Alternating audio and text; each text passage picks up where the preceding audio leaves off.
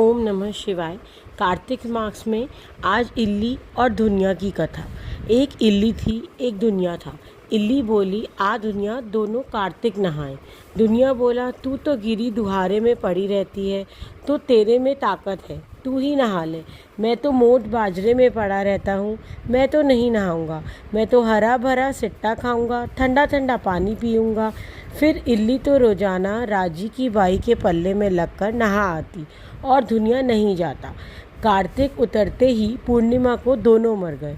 इल्ली कार्तिक नहाई थी, इसलिए उसने राजा के घर जन्म लिया, राजकुमारी बनी, और दुनिया राजा के घर मेंढक बना।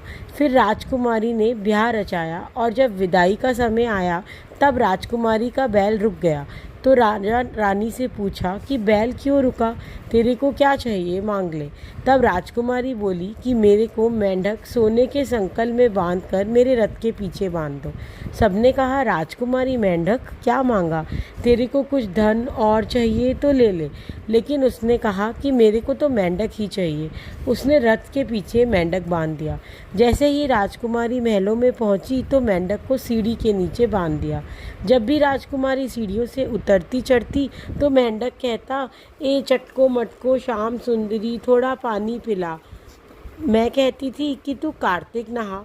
एक दिन राजकुमारी की देवरानी जेठानी ने सुन लिया और सोचा कि राजा कोई रानी लाया है या जादूगरनी।